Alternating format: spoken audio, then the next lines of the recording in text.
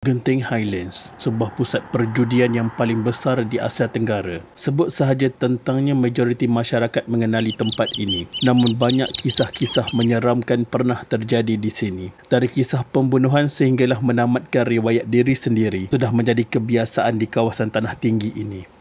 Tahun 2012, ada satu kejadian pembunuhan seorang wanita berasal dari China, ditikam sebanyak 21 kali dan suspeknya hanyalah berusia 16 tahun ketika itu.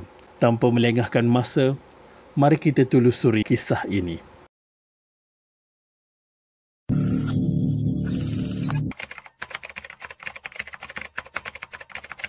Kejadian bunuh ini terjadi pada 3 Disember 2012 sekitar jam 4.35 petang di mana suspek telah disyaki membunuh seorang wanita warga negara China dalam bilik nombor 5646 tingkat 5 Hotel First World, Genting Highlands.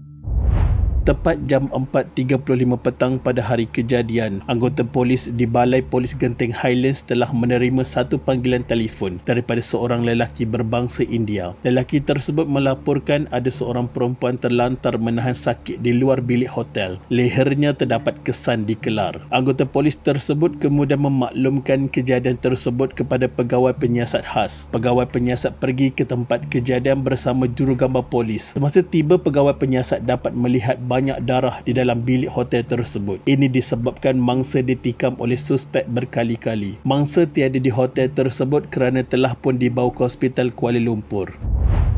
Semasa berada di dalam bilik hotel tersebut, pegawai penyiasat berjaya menemui satu sarung pisau celoreng dan satu beg yang mempunyai kesan darah. Mungkin ini ada kaitan dengan suspek. Kondom juga dijumpai dalam bilik tersebut.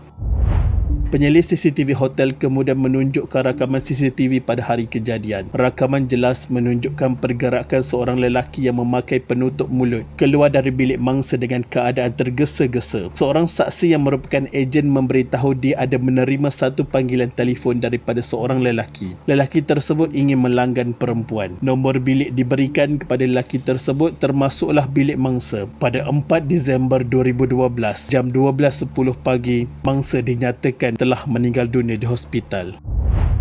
6 hari selepas kejadian pada 9 Disember 2012, polis dari Jabatan Siasatan Jenayah IPD Bentong telah berjaya menangkap suspek yang dikenali Eng Kian Seng berusia 16 tahun di dalam sebuah kenderaan di Keluang, Johor. Beg galas milik suspek juga berjaya dirampas. Polis kemudian pergi menyerbu sebuah rumah di nombor 21 Jalan Suria 4 Palang 2, Taman Purnama Keluang yang dipercayai ada kaitan dengan kes tikaman tersebut. Beberapa barang telah ditemui, sepasang kasut, penutup mulut dan tiket bas dari Terminal Bersepadu Selatan ke Kelang pada 3 Disember 2012 pada pukul 7.30 malam. Suspek kemudian disoal siasat polis. Semasa soal siasat, suspek memberitahu polis dia telah tunjuk pisau itu. Pisau itu disimpan dalam almari bersama baju. Pisau yang dijumpai ini mempunyai keberangkalian yang tinggi digunakan suspek ketika menikam mangsa. Selain itu, pihak berkuasa juga merampas satu kemeja berkolar, sepasang seluar jeans, topi hitam, tiket loteri dan satu kalung. Pakar patologi forensik kemudian telah mengesahkan mangsa mati akibat dikelar di bahagian leher. Terdapat 21 jenis kecederaan dikesan pada badan mangsa. Kelaran pada leher mangsa adalah kecederaan yang membawa maut.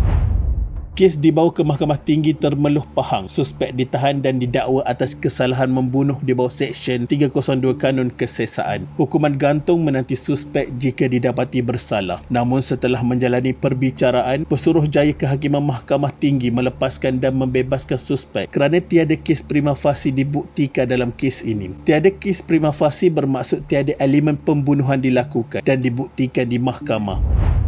Hal ini kerana rakaman CCTV tidak menunjukkan muka suspek. Pada akhir kes pendakwaan, Pesuruhjaya Kehakiman berpendapat bahawa pihak pendakwaan tidak berjaya membuktikan kes terhadap tertuduh dan oleh itu dia dibebaskan. Pesuruhjaya Kehakiman mendapati bahawa terdapat keraguan mengenai identiti lelaki yang dikatakan melarikan diri dari tempat kejadian.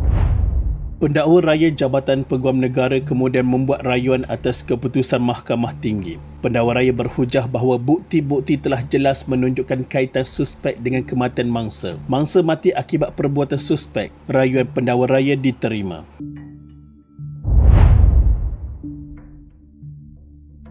Tertuduh hadir di mahkamah untuk memberi keterangannya dan tidak ada saksi yang dipanggil oleh pihak pendakwaan. Tertuduh dalam pembelaannya telah menyatakan pada 3 Disember 2012 bahawa dia pergi ke Genting Highlands seorang diri dengan menaiki bas dari Kelang. Setelah berjalan di sekitar Genting Highlands, dia telah pergi ke tandas di tingkat 2 First World Hotel. Di tandas, dia telah melihat beberapa nombor perkhidmatan pengiring peribadi dan dia kemudian menelefon nombor tersebut. Lelaki yang ditelefon telah memberitahunya beberapa bilik di mana pengawal berada dan dia memilih wanita yang diingininya. Sekitar jam 2.30 petang, tertuduh telah memilih salah seorang gadis pengiring dan telah menerima layanan seksual. Selepas itu, tertuduh telah kembali ke Kelang pada hari yang sama, sekitar jam 7 malam dengan menaiki bas.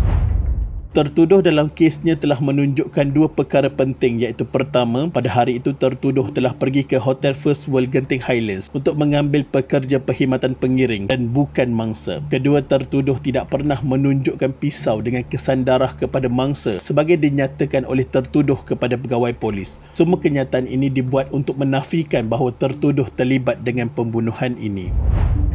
Walaupun pernyataan eksklusif itu diterima sebagai pembelaan yang baik, dalam hal ini pembelaan tanpa alasan sokongan yang kukuh adalah sia-sia. Rakaman CCTV menunjukkan bahawa topi hitam, kemeja hitam dan seluar jin hitam yang dikenakan oleh tertuduh sama dengan barang pakaian yang terdapat di almari rumahnya. Selain itu, tertuduh tidak mampu memberikan pembelaan bagaimana ada DNA-nya di HPL travel bag yang dijumpai di bilik mangsa.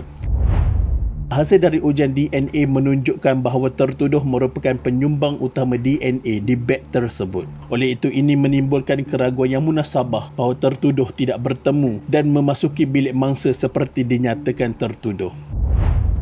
Mengenai pernyataan yang dibuat oleh tertuduh bahawa dia tidak pernah memberikan maklumat mengenai lokasi pakaian dan pisau yang terdapat di almari plastik di biliknya. Selain itu, dalam pernyataan yang dibuat oleh tertuduh oleh pegawai penyiasat, tertuduh telah melukis pisau yang dikatakan digunakan dalam jenayah ini. Tambahan pula, tertuduh menafikan bahawa beg porter berwarna merah yang dibawanya ke mahkamah adalah beg yang dilihat dalam rakaman CCTV. Pihak pembelaan dalam kes ini berpendapat bahawa terdapat keraguan munasabah mengenai identiti orang yang telah membunuh mangsa.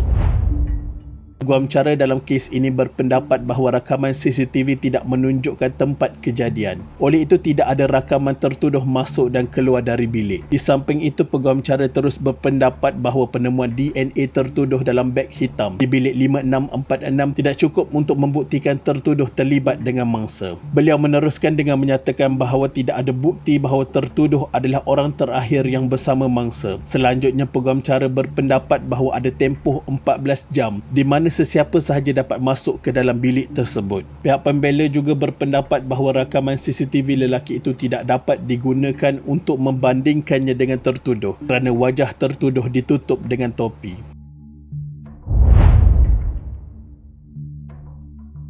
Selesai perbicaraan, tertuduh didapati bersalah atas kesalahan membunuh. Kesemua elemen pembunuhan telah dapat dibuktikan tanpa sebarang keraguan yang munasabah. Panel Hakim Mahkamah Rayuan Zawawi Saleh, Yaakob Muhammad Sam dan Abdul Karim pada Oktober 2018 memutuskan suspek bersalah atas kesalahan membunuh mangsa. Bukti jelas mengaitkan suspek dalam kes ini. Hakim dalam kes ini telah membuat anggapan berdasarkan rakaman CCTV bahawa lelaki yang berada di tingkat 5 di First World Hotel adalah tertuduh. Tambahan pula, terdapat dua orang saksi perempuan yang kedua-duanya adalah pekerja sebagai pengiring peribadi telah menyatakan bahawa pada hari itu seorang lelaki telah datang ke bilik mereka untuk mencari perkhidmatan pengiring. Selain itu, ada bukti yang menunjukkan ada DNA tertuduh yang dicampur dengan darah mangsa di dalam bilik dan DNA tertuduh adalah penyumbang utama. Pihak pembelaan gagal menjelaskan mengapa DNA tertuduh dijumpai di dalam beg di bilik. Pihak polis juga dibawa oleh tertuduh ke rumah di mana tertuduh telah menyimpan pisau yang digunakan untuk menyebabkan luka yang teruk kepada mangsa dan mengakibatkan kematiannya. Sekali lagi, tidak ada penjelasan yang jelas mengapa pisau itu dimiliki oleh tertuduh.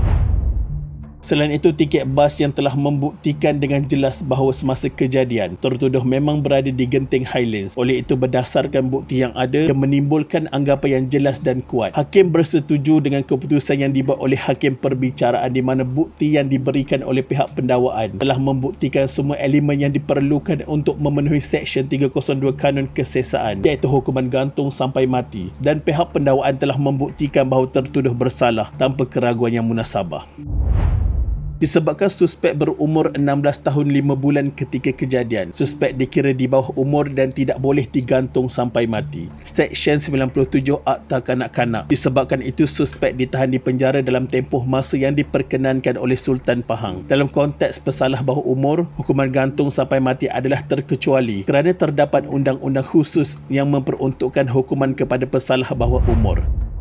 Akta Kanak-Kanak 2001 melarang pesalah bawah 18 tahun daripada dikenakan hukuman gantung sampai mati. Suspek kini menjalani hukuman penjara dalam tempoh masa atas perkenan Sultan Pahang. Kami cuba mendapatkan motif pembunuhan namun tidak dinyatakan secara jelas di dalam perbicaraan. Berkemungkinan ianya bermotifkan rompak dan bunuh. Begitulah kesudahan kisah ini. Siapa sangka seorang remaja berusia 16 tahun sanggup menghabiskan nyawa orang lain dengan rakus sekali. Dalam hal ini, peranan ibu bapa amat penting dalam membentuk kepribadian anak-anak. Janganlah terlalu sibuk mencari kekayaan sehingga mengabaikan tanggungjawab kepada anak-anak yang sedang membesar. Sebab kata pepatah, sesal dahulu pendapatan, sesal kemudian tidak berguna. Sekian, terima kasih.